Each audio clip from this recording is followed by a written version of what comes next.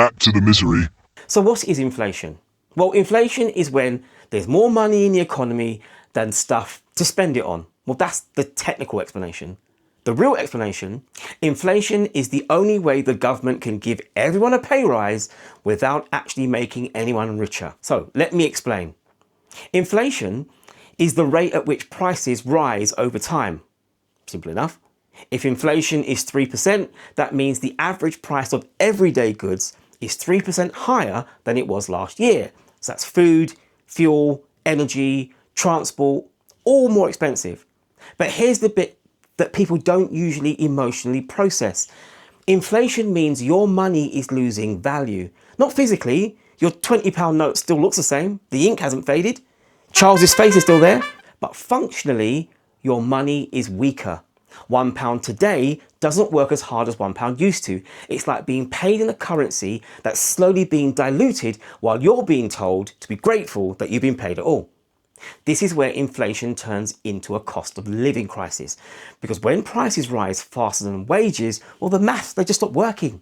And suddenly you're being told, just budget better, cut back, be more disciplined. Cut back on what exactly? Food, heating, rent, existing? You're not overspending. You're not even being irresponsible. Well, I hope you're not. You're not that bad with money. Again, I hope you're not. You've just trapped in an economy where essentials cost more, pay rises lag behind, and the solution is always somehow your fault. You can't budget your way out of a broken system. At some point, there's nothing left to cut except the quality of life. So let's see now how inflation is measured and why it's so deeply misleading. Inflation is measured using something called the Consumer Price Index, the CPI. Sounds official, sounds very clever. They track a basket of everyday goods over time. So milk, bread, energy, transport, essentials. Prices go up, inflation goes up. Prices slow down, inflation falls.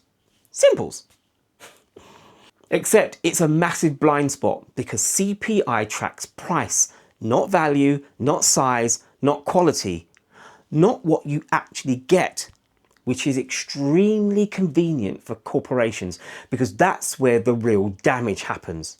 Enter shrinkflation. One of the most insulting concepts ever invented. Shrinkflation is when companies, well, they reduce the size, they reduce the weight, they reduce the quality, but they keep the price exactly the same. So technically, Well, we didn't raise prices. they just assumed you wouldn't notice. So chocolate bars shrinking, being smaller year after year. Crisp packets filled with air and disappointment. Biscuit trays with gaps like missing teeth. You open the pack thinking, has somebody already been in this? No, that's just how it is now. I mean, this Christmas have just gone Quality Street. What's going on there? It's getting lighter every year. Pringle tubes, they're slimmer. Butter, quietly dropping from 250 to 225 grams. Same price, less product. It's inflation pretending to be clever. So why does shrinkflation exist? Well, because honesty causes backlashes. If a company openly raises prices, people will complain. But if they quietly give you less, most people won't even notice immediately. And once they do, too late. That product is never going back to its original size, ever. You're not buying food anymore. You're buying memories of how big it used to be. So let's talk about the one that really annoys me. Like, I don't know if this annoys you as well, but it really annoys me, is skimpflation. This is when the price stays the same, the packaging stays the same, but the quality, it collapses. Cheaper ingredients, lower standards, less service. I'll give you some examples. Chocolate with less ingredients in it, less cocoa. Food bulked up with fillers. Clothes that fall apart after just 2 washes. Fast food with half the staff, but twice the weight. Hotels that will now clean your room only on request. You're not paying more, you're just being offered a worse deal and expected to smile. Now this one messes with your head because you start thinking, was it always this bad? No, they just realise that they can get away with it. So here's the uncomfortable truth about shrinkflation and skimpflation. They're both one-way streets. Once companies shrink a product, once they cut the quality, they do not reverse it. Even if inflation goes down, if the cost stabilises, well, the value's gone. That's why the cost of living doesn't feel temporary, because it isn't. This isn't a blip. is a permanent downgrade. When you hear inflation is falling, that does not mean prices are going down. It just means they're rising slightly slower. Prices don't reset, they stick. So when politicians say things are improving, ask yourself, is your food bigger? Is the quality better?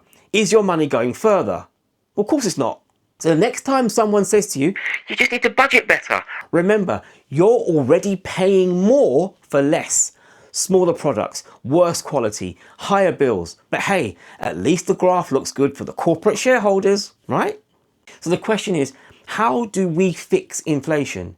Because apparently inflation isn't a complex global issue revolving energy markets, supply chains, monopolies, and profit margins. Oh no, it's nothing like that.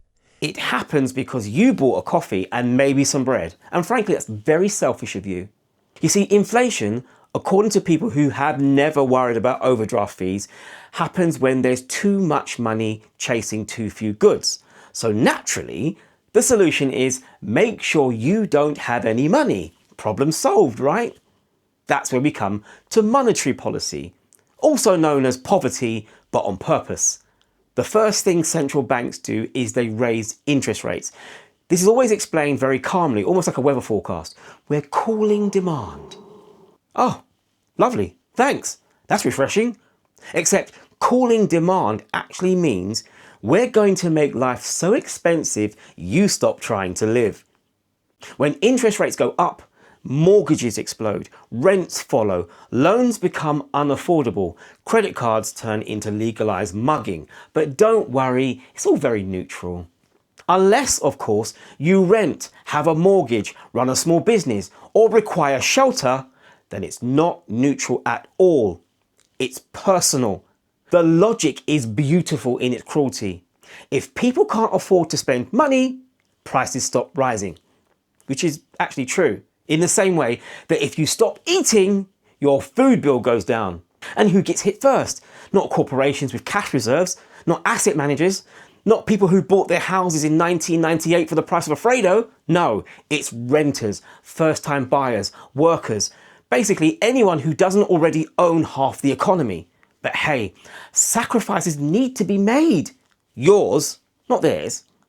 The next thing to do is strengthen the currency. So you can't afford anything, but it's cheaper abroad. So we're also told higher interest rates strengthen the currency. Ah yes, a strong pound. Very comforting as you Google, can you eat electricity? Imports become cheaper, which supposedly reduces inflation. Fantastic. Now, if only your rent, energy bills, food, transport, and childcare were imported. So let's now move on to fiscal policy, aka let's try austerity again. I'm sure it will work this time. So this involves raising taxes, cutting spending, because when people are struggling, the obvious move is to remove more money. It's bold, it's brave, it's completely detached from reality. Higher taxes means less disposable income, less spending, more stress. Cutting spending means fewer services, longer waiting lists, lower quality everything. But don't worry, it's all being done responsibly, which is basically saying you'll cope somehow. And again, notice who doesn't feel this. Huge corporations, monopolies, sectors posting record profits, no emergency taxes, no serious crackdowns, no sudden belt tightening for them. Apparently, that would be bad for confidence. Your confidence, however, is optional. So let's now talk about side supply policies. This is the sensible bit that never quite happens. They actually make a lot of sense. So how about building more houses, produce more energy, fix supply chains, increase productivity? More stuff equals lower prices. Simple. But naturally, this is the bit that gets delayed because supply side policies, well, they take time. They require planning, they cost money, and they don't give instant headlines. So instead, we get rate hikes now, housing later. Later meaning not this year, definitely not next year, possibly never, but definitely after the next election. The entire anti-inflation strategy is built on one core idea. If we make normal life expensive enough, people will stop participating in the economy. And it does work. Inflation comes down, but so does living standards, hope, long-term stability. Congratulations, prices are stabilised. Shame about everybody else. And when inflation finally falls, politicians come out of the woodwork and say, see, we fixed it. Meanwhile, prices haven't gone down, products are still smaller, quality is still worse, bills are still high. But look at that graph, looks amazing. When they say inflation is falling, what they actually mean is you're being squeezed more slowly now. Not relieved, not compensated, just gently crushed instead of aggressively crushed. So yes, inflation is fought by raising interest rates, raising taxes, cutting services, asking you to be patient, promising long-term fixes that never arrive, and somehow we are meant to be grateful because nothing says economic success like a population that stopped buying things because they can't afford to. So if this makes you angry, good. That means you are listening. But if you're still here, thank you so much for sticking around. I mean, if this helps you make sense of what's actually happening, please hit the thumbs up. Subscribe for more no-nonsense breakdown of money and the UK economy, and drop a comment below. I have a question for you. What is the most insulting example of shrinkflation or skimpflation that you've seen recently? Because once you notice it, you will never shop the same ever again. And whilst you're there, please consider watching one of these videos on the screen right now. Many thanks, and I'm hopefully going to see you in the next video.